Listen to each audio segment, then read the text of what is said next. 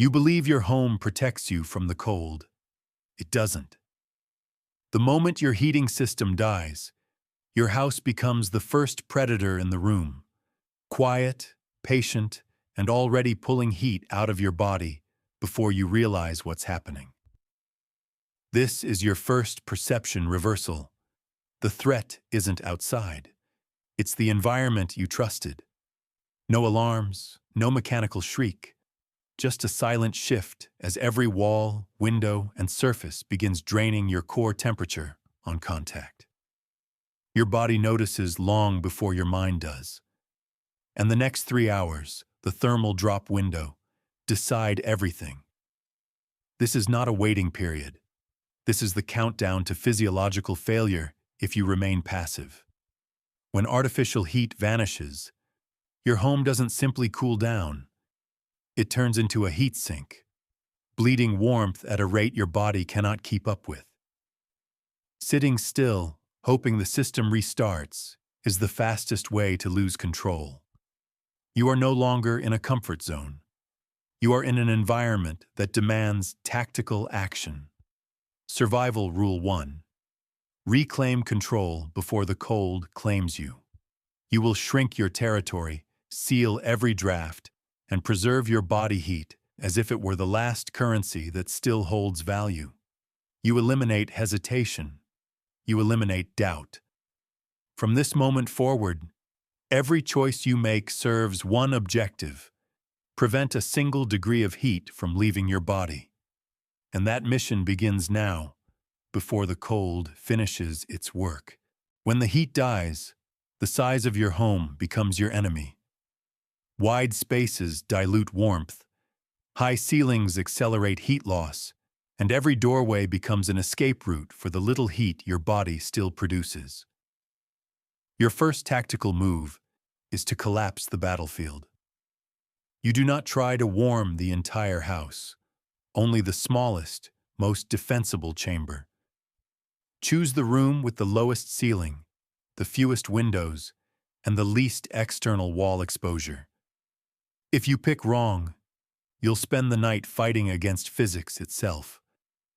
Once inside, you turn that room into a containment zone.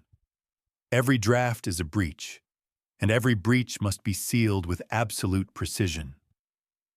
Towels, blankets, clothes, cardboard, nothing is decorative anymore. Everything is insulation. The goal is simple. Convert a cold room into a controlled thermal pocket where your body heat can accumulate instead of evaporate. You block door gaps until no air moves beneath them. You press blankets against windows, transforming glass, one of the most efficient heat leaches, into neutralized surfaces.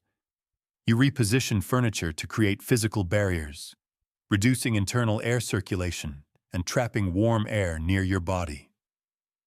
This isn't interior design. This is thermal fortification. The room will feel smaller, denser, quieter. Good. That means you've begun to control the environment instead of surrendering to it. Remember the rule. Survival is not about generating heat. It's about preventing its escape. In a dead heating scenario, the warmest room is not the one you enter. It's the one you build. Your body is the only reliable heat generator you have left, and if you don't control how that heat is managed, you will bleed it out faster than you can produce it. This is where body heat stacking becomes a weapon instead of an afterthought. The mistake civilians make is piling on thick clothing and assuming mass equals warmth. It doesn't. Warmth is created in the microscopic air pockets you trap between layers, not in the fabric itself. Your mission is to engineer those pockets with precision. Start with a base layer that keeps moisture off your skin. Cold isn't the true enemy. Wetness is. You sweat even when you think you're still, and once moisture settles against your body, it pulls heat out with ruthless efficiency. Over that, you add layers that create controlled air chambers. Thin fabrics first, thicker fabrics later. You don't compress them. Compression kills insulation. Every layer must maintain its structure so your body heat has space to accumulate and stay trapped. Next, you secure the extremities. Heat escapes fastest from your head, hands, feet, and neck. If any of those points remain exposed, the rest of your effort collapses. You improvise if you must. Socks as mittens, scarves as face wraps, shirts as makeshift balaclavas. Tactical warmth is not about appearance. It's about survival efficiency. Finally, you eliminate the psychological trap of feeling warm enough. That sensation is temporary and deceptive. Your body heat is finite, and the room you fortified is still competing for it. Layering isn't a comfort strategy.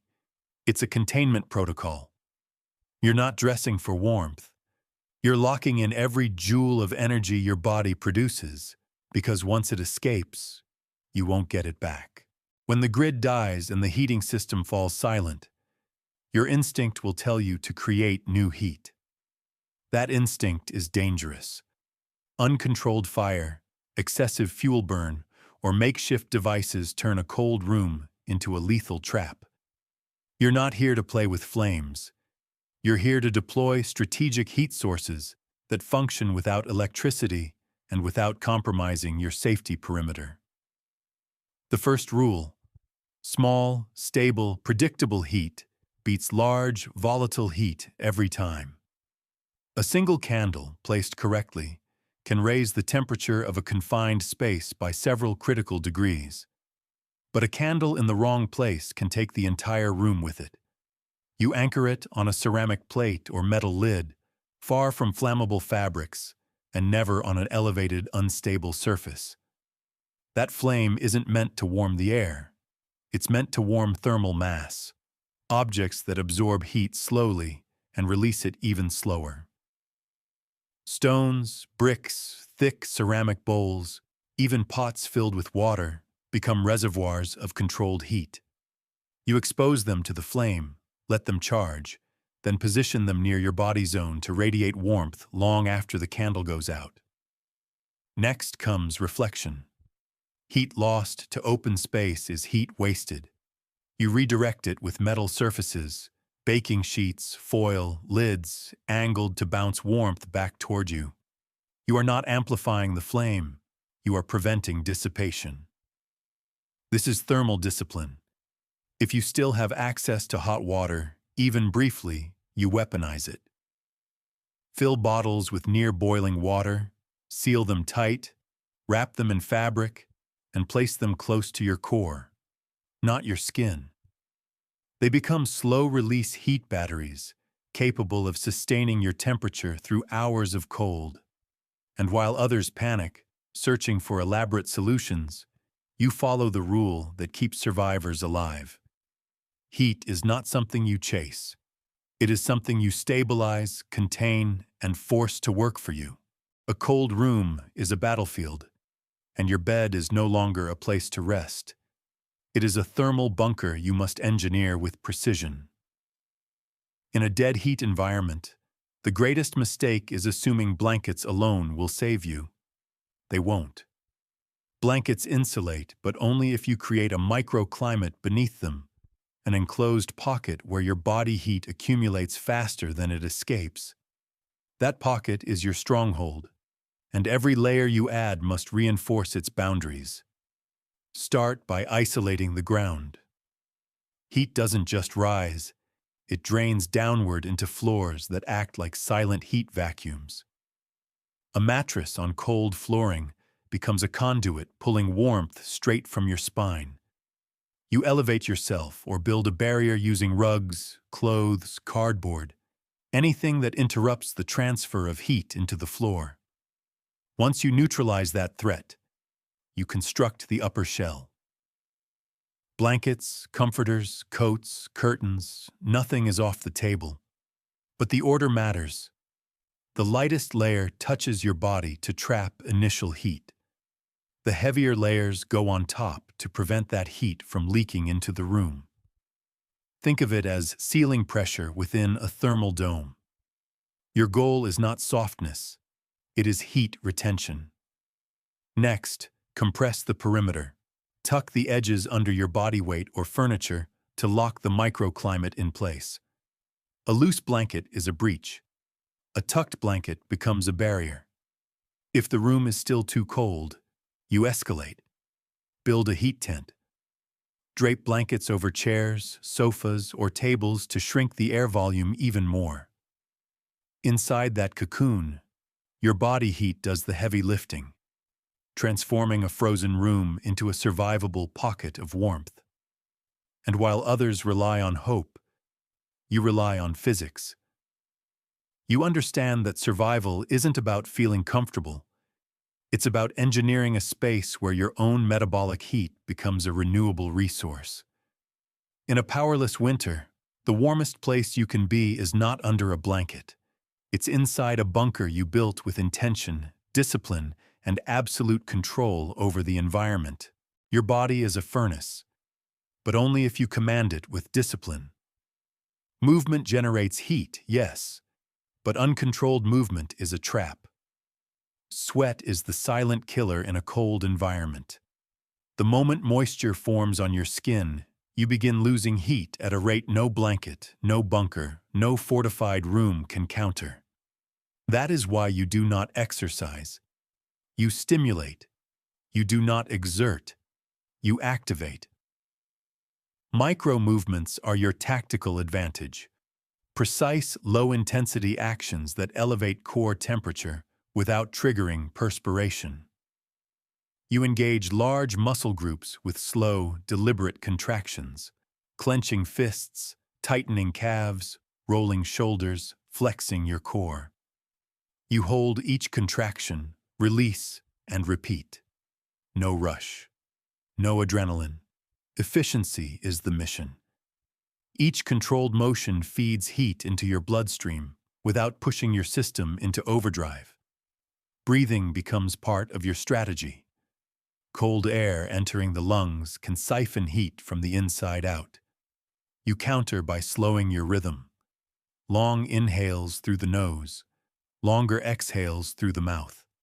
Not meditation. Regulation. You're preventing unnecessary heat loss while keeping oxygen consistent enough for your muscles to perform the micro work that sustains you. If you need to escalate, you shift to low-impact circulation drills, seated leg lifts, slow knee-to-chest pulls, steady arm rotations within your bunker.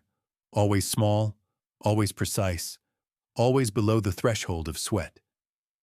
The moment your skin becomes damp, you stop. You reassess. You dry off immediately. Moisture is a breach, and breaches spread. Understand this. Warmth is not created by frantic effort. It is created by controlled output. Panic burns energy. Discipline preserves it. You move only to maintain your internal temperature, not to chase comfort, not to fight the cold with brute force. The cold does not care about effort. It punishes waste. And in these conditions, your movements must be as calculated as your defenses. You are not working out. You are stoking a controlled fire, your fire, one muscle fiber at a time, without letting a single drop of sweat sabotage the fortress you've built around yourself. A cold room is not static. It is an active opponent, constantly hunting for weak points in your defenses. Walls, floors, windows, corners. Each one is a thermal escape route waiting to exploit your mistakes. That's why insulation isn't decoration or comfort. It is structural armor, and you must deploy it with the mentality of fortifying a defensive perimeter. You are no longer living in a room. You are reinforcing it like a forward operating shelter. Your objective is simple. Reduce thermal leakage until the environment works for you instead of against you. Every surface you touch becomes an opportunity. You line the floors with rugs, towels, clothing, blankets, anything with fibers that trap air. Air is insulation's greatest ally, and layering materials increases those microscopic pockets that slow heat loss. You do the same with walls, thick fabrics, spare bedding, curtains, even empty boxes pressed against exterior walls become shields that block conduction. The goal is not aesthetics. The goal is friction, forcing the cold to fight through multiple barriers before it reaches your body zone. Windows are the highest risk targets.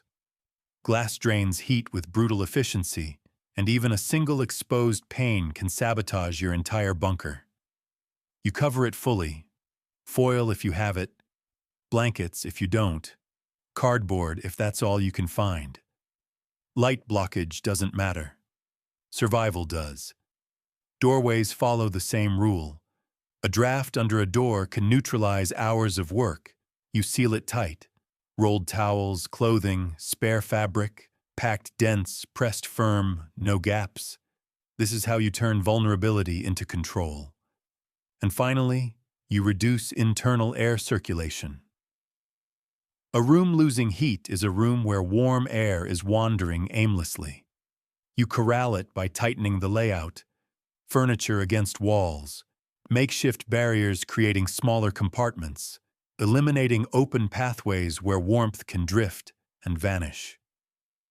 The more confined the airflow, the longer your heat lingers. This isn't improvisation, it's environmental domination.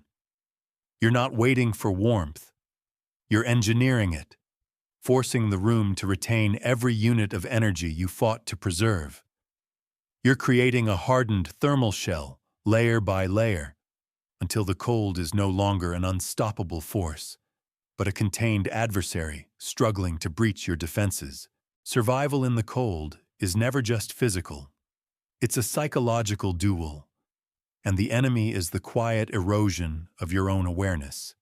When your heating system dies and the temperature drops, your environment begins a slow negotiation with your instincts, pushing you toward fatigue, distraction, and eventually surrender. That's why your final line of defense isn't insulation or layers or thermal bunkers.